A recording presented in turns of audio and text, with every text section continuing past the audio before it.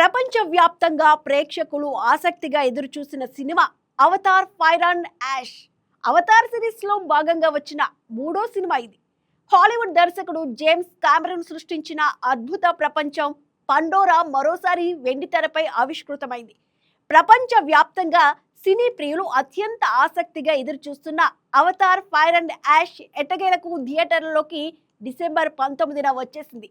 మొదటి రెండు భాగాలు బాక్సాఫీస్ వద్ద $2 బిలియన్ పైగా వసూళ్లు సాధించి చరిత్ర సృష్టించడంతో ఇప్పుడు ఈ మూడవ భాగంపై అంచనాలు ఆకాశాన్ని తాకుతున్నాయి. ఈ కొత్త చిత్రం ఎలా ఉందో ఓ లుక్ వేయండి.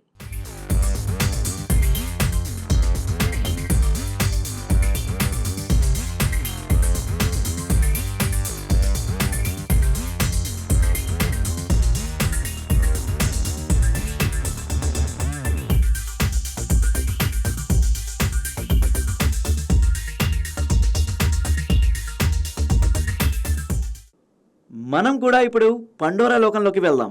రెండో భాగం Avatar the way of water సంఘటనల తర్వాత జేక్ సల్లీ నెత్రిల జంట తమ పెద్ద కొడుకును కోల్పోయిన బాధలో ఉంటారు. వారి పిల్లలైన కిరి, లోక్, టూక్ తో పాటు దత్తపుత్రుడు లాంటి స్పైడర్ తో కలిసి జీవిస్తుంటారు. ఇక లోక్ కూడా తన వల్లే సోదరుడు మరణించాడనే అపరాధ భావంతో ఉంటాడు. రెండో భాగంలోనే మరణించిన కల్నల్ క్వారిచ్ నావి తెగకు చెందిన వ్యక్తిలా మళ్లీ జీవం పోసుకొని సల్లీపై ప్రతీకారానికి దిగుతాడు. అతడికి సారి అగ్ని తెగకు చెందిన నాయకురాలు వరంగ్ తోడవుతుంది. సల్లీ కుటుంబం విశ్వసించే ఈవా దేవతపై కోపంతో రగిలిపోతుంటుంది వరంగ్. కల్నల్ క్వారిచ్ నుంచి అత్యాధునికమైన ఆయుధాల్ని ఎలా వాడాలో వరంగ్ తెలుసుకుంటుంటుంది. అలా ఈ ఇద్దరు శత్రువులు కలిసి సల్లీ కుటుంబం పైన, పండోరా గ్రహంలో ఉన్న ఇతర తెగలపైన అగ్గి పిడుగులు కురిపించాలని నిర్ణయిస్తారు. మరోవైపు పండోరాని నాశనం చేయాలనే లక్ష్యంతో ఉన్న ఆర్డీఏ బృందం కూడా వీళ్ళకు తోడవుతుంది. అంతమంది శత్రువుల్ని జేక్ సల్లీ కుటుంబం ఎలా ఎదుర్కొంది, చివరికి ఎవరు పై చేయి సాధించారన్నది తెరపై చూసి తెలుసుకోవాల్సిందే.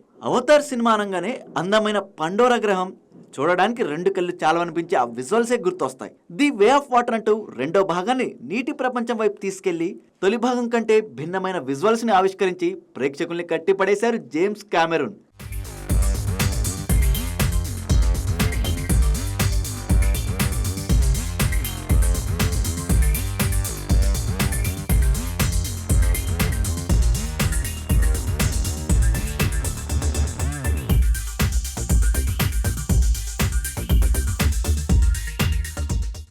మూడో చిత్రంలో అగ్నియుద్ధం కోణాన్ని ఆవిష్కరించారు. ఈసారి కూడా విజువల్స్ అద్భుతంగా అనిపించే స్థాయిలోనే ఉంటాయి.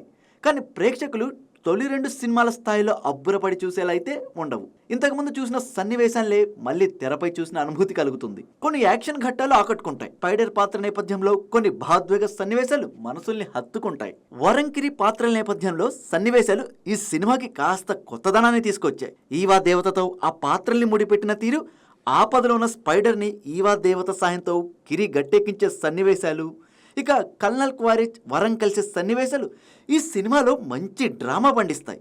ఆర్డీఏ చెర నుంచి జేక్ సల్లీ తప్పించుకునేందుకు చేసే పోరాట ఘట్టాలు కూడా ఉత్కంఠత రేకెత్తిస్తాయి. కల్నల్ క్వారిచ్ వరంగ్ పాత్రల కలయికతోనే అసలు ఈ కథ సినిమా దాదాపుగా పూర్తయిపోతుంది. ఆ తర్వాత సన్నివేశాలన్నింటినీ ప్రేక్షకుడు ఊహకు తగ్గట్టుగానే సాగుతుంటాయి. పతాక సన్నివేశాలు సినిమాకి హైలైట్గా నిలుస్తాయి.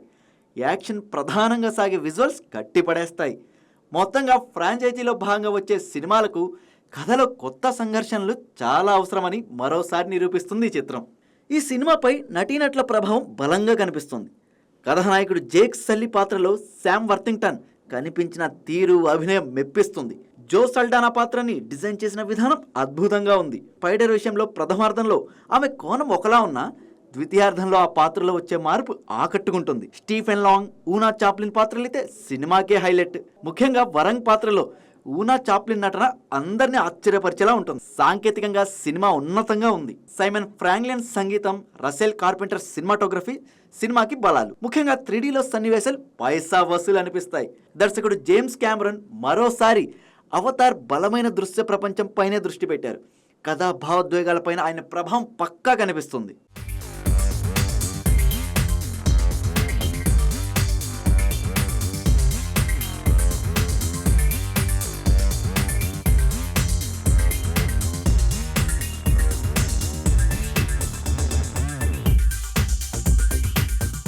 ప్రస్తుత సినీ ట్రేడ్ వర్గాల అంచనాల ప్రకారం అవతార్ 3 ప్రపంచవ్యాప్తంగా మొదటి వారాంతంలో $340 మిలియన్ నుంచి $380 మిలియన్ మధ్య వసూలు చేసే అవకాశం ఉంది.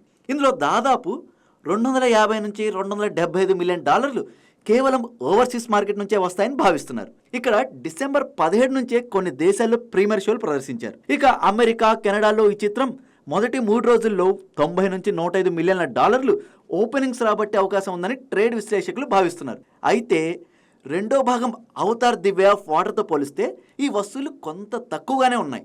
అవతార్ 2 మొదటి వారాంతంలో ఏకంగా $441.6 మిలియన్ వసూలు చేసింది. దాంతో పోలిస్తే ఈ మూడో భాగం వసూళ్లలో 13 నుంచి 23% వరకు తగ్గుదల కనిపిస్తోంది. భారీ బడ్జెట్తో తెరకెక్కిన ఈ సినిమాకు ఇది కొంత ఆందోళన కలిగించే విషయమే.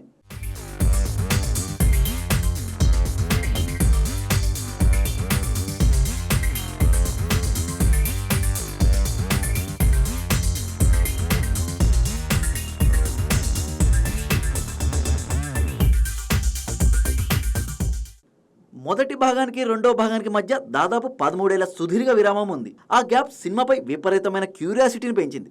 కానీ మూడో భాగం కేవలం 3 ఏళ్ల వ్యవధిలోనే రావడంతో ఆ స్థాయి ఎగ్జైట్మెంట్ కొంత మిస్ అయినట్లు కనిపిస్తోంది.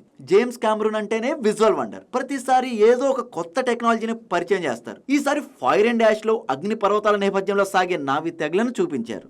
వసూలు తగ్గాయని అనుకున్నప్పటికీ పోస్ట్ కోవిడ్ కాలంలో అత్యధిక ఓపెనింగ్ సాధించిన చిత్రాల్లో ఒకటిగా అవతార్ నిలవనుంది. 2009లో వచ్చిన అవతార్ 1 దాదాపు $232 మిలియన్ ఓపెనింగ్తో మంచి వసూలు రాబట్టింది. అటు అవతార్ 2 కూడా $441 మిలియన్ ఓపెనింగ్తో ఊపేసింది. కానీ అవతార్ 3 మాత్రం 340 నుంచి 365 మిలియన్ మేరకు వసూలు రాబట్టే అవకాశం ఉందని అంచనా వేస్తున్నారు ట్రేడ్ వర్గాలు. దీని ప్రకారం అవతార్ 3 మొదటి భాగం కంటే మెరుగైన ఓపెనింగ్ సాధించినప్పటికీ రెండో భాగ రికార్డును మాత్రం అందుకోలేకపోయింది. అయినప్పటికీ జేమ్స్ కామెరూన్ సినిమాలకు లాంగ్ రన్ అనేది చాలా ముఖ్యం. మౌత్ టాక్ బాగుంటే రానున్న రోజుల్లో వసూళ్లు పెరిగి మరోసారి $2 బిలియన్ మార్కును దాటే అవకాశం పుష్కలంగా ఉంది.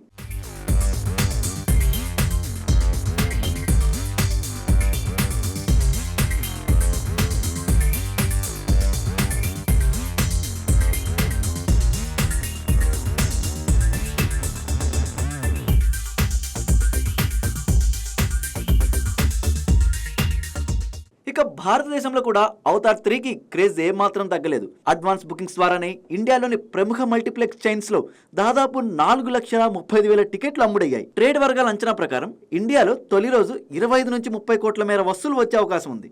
అయితే అవతార్ చిత్రానికి బాలీవుడ్ నుంచి గట్టి పోటీ ఎదురవుతుంది. రణ్వీర్ సింగ్ నటించిన ధురంధర్ బాక్సాఫీస్ వద్ద ఒక తుఫాన్లా దూసుకెళ్తుంది. ఇప్పటికే ఈ చిత్రం ఇండియాలో 500 కోట్ల గ్రాస్ మార్కును దాటేసింది. నార్త్ ఇండియాలో ధురంధర్ ప్రభంజనం కారణంగా అవతార్ వసూళ్లపై కొంత ప్రభావం పడే అవకాశం ఉందని విశ్లేషకులు భావిస్తున్నారు.